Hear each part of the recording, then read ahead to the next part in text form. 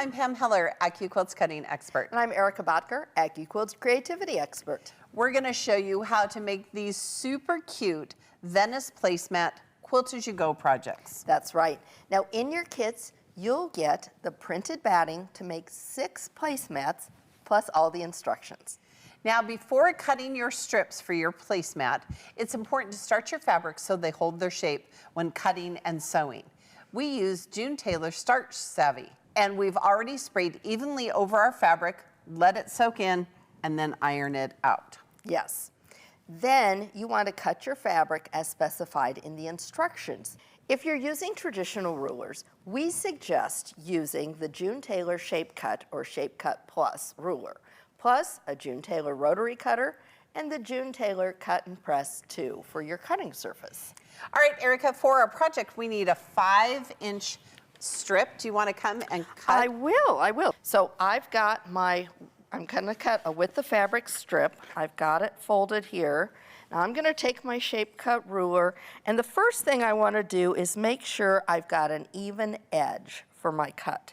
So I'm gonna line up the bottom line, take my rotary cutter, and I am just gonna even up this side. Now, with this on 0, I'm just gonna go over to the 5 mark and go in at a little bit of an angle and cut that 5-inch strip for you. Excellent. There you go. All right, I will take this. Okay. Now, Erica, for our other strips, we're gonna use our Go 1.5 and 2.5-inch strip dies. Okay. So Pam, here's our 2.5-inch strip die. All right, so this strip die actually cuts 3 sections of 2.5 inches, but we only are going to use 2 sections today. So 2.5 and 2.5 is 5 inches. I've added 1/4 of an inch on either side and just rough cut our fabric. I've also cut off the selvage. Okay. Now this cutter will fit in our Go and our Go Big fabric cutters. All right, and it is on a 10 by 24-inch die board, so we're gonna place a 10 by 24-inch cutting mat on top of it, and I'll put it through the cutter.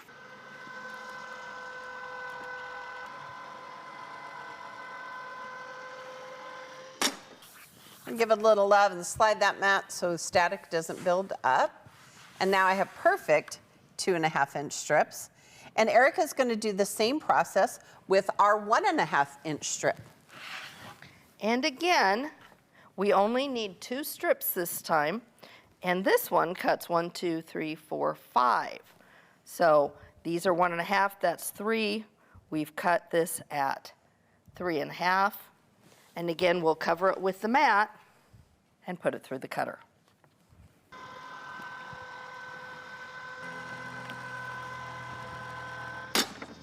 Give it a little love, slide the mat off. And look at these perfect 1.5-inch strips. Yes. Now that you've cut all of your strips, then you're going to subcut your strips according to the pattern which is in the packaging. That's right. Now for one placemat, what you're going to do is attach the unprinted side of the batting to the wrong side of our backing fabric. You can do this using June Taylor Quilt Basting Spray. You want to spray the wrong side of the stabilizer and attach it to the wrong side of the fabric, smooth it out from the center. Remember, you always want to spray on the batting, never the fabric. So I'm going to take our fabric to our place where we're going to spray it, and I'll be right back. You can also use a June Taylor fabric glue stick. It'll go on purple, dry clear. So now we're ready to start building our braid. So I'm going to use just a little dot of glue stick here. Okay. And this is fabric number 1. Now this is my fabric number 2. This is the placement line, correct, not the stitching line. So I'm going to put right sides together, and then on my machine, I'm going to stitch 1/4 of an inch from that placement line. All right, now I can apply another little dot of our glue stick. I'm going to fold this away, And look how it lines up right here along the placement line. Perfect. This is what you want, quilters. And you can use a June Taylor Magic Seam Wand to help you get that nice crisp seam. This is why we've sprayed this earlier, so that we're going to get a nice crisp seam without having to use an iron. Right, if you try to use an iron here on the batting, it will just melt it. That's right. All right, so now I'm ready to come here to my piece number 3, and I'm going to stitch one more time.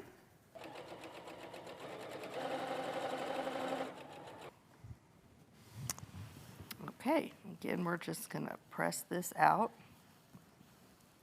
Perfect. Quick and easy. We're going to continue with that same method all the way up here to piece number 12. Perfect.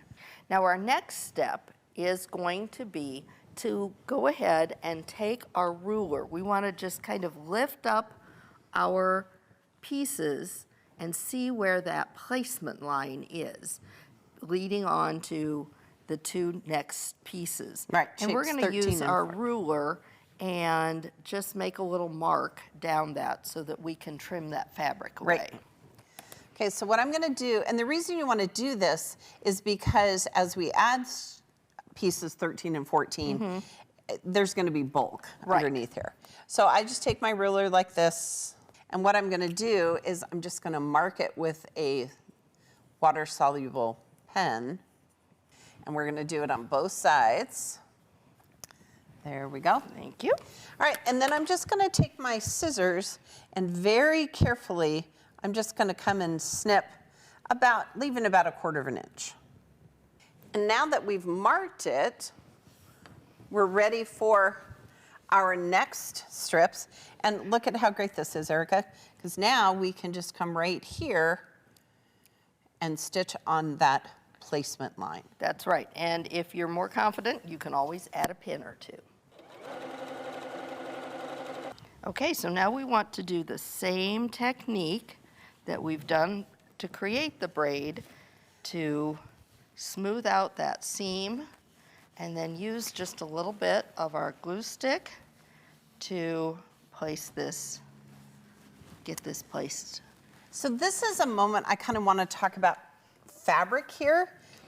The next fabric we're going to use is white.